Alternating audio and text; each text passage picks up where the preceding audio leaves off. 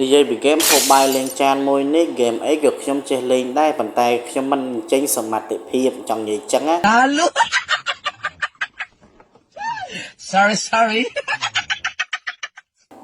ថ្ងៃនេះខ្ញុំបានដកយក Hero Balmond ហ្នឹងយកមកជួយខាងគ្នាយើងដើម្បីឲ្យមានសេដ្ឋកិច្ចហ្នឹងរស់រានមានជីវិតអញ្ចឹងណាជាដំបូងយើងមានតែជួយ Hyper បន្ទាប់ពីជួយ Hyper ហើយយើងត្រឡប់មកខាង Lane យើងវិញកន្លែងនេះមកប៉ះជាមួយនឹងលបងស៊ុនមានអីខ្ញុំក៏វាចុះក៏វាឡើងហ្នឹងអស់ឈាមឡើងពាក់កណ្ដាលអាយ៉ាកន្លែងនេះគុំតែរត់រួចទេនេះកុំអីងាប់បោះខ្ញុំហើយចូលមកកាន់នាទីទី3ហ្នឹងខ្ញុំបានប៉ះជាមួយនឹងស៊ុនម្ដងទៀតកន្លែងនេះបានជំនួយការពី Endora មានអីជួយដាក់ភ្លើងឆក់មកកន្លែងនេះខ្ញុំដាក់ម៉ាញូខ្ញុំងាប់បាត់កស៊ុនតែម្ដងបន្ទាប់មកហ្នឹងយើងមកជួយខាងនេះដើម្បីវាយជាមួយនឹង enemy កន្លែងនេះតាមវាយជាមួយនឹងយពេកតុយនៀកនេះមានអីវាយគេសេតទៅចូលក្នុងតរ៉េតពូផងវាយផងចុងក្រោយមានអីបាត់ករបស់គេវិញបរយ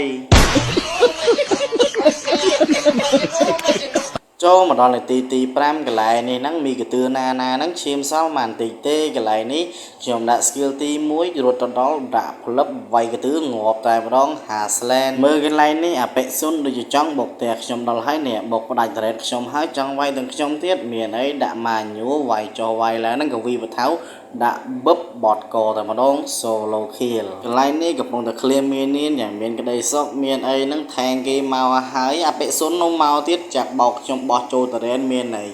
ខ្ញុំនេះខំរត់ផងបោកកថៅផងចុងក្រោយបតករបស់គេបរយបន្ទាប់ពីខ្ញុំកើមកវិញហ្នឹងអាប៉ិស៊ុនគេមកបុកតែខ្ញុំមានអីកន្លែងនេះខ្ញុំបើក skill ទី2ក៏វីកវត្តហើយដាក់មកបថៅមានអីក៏វីថែមទៀតបតកអាប៉ិស៊ុនទៀតលុយសតបដឺ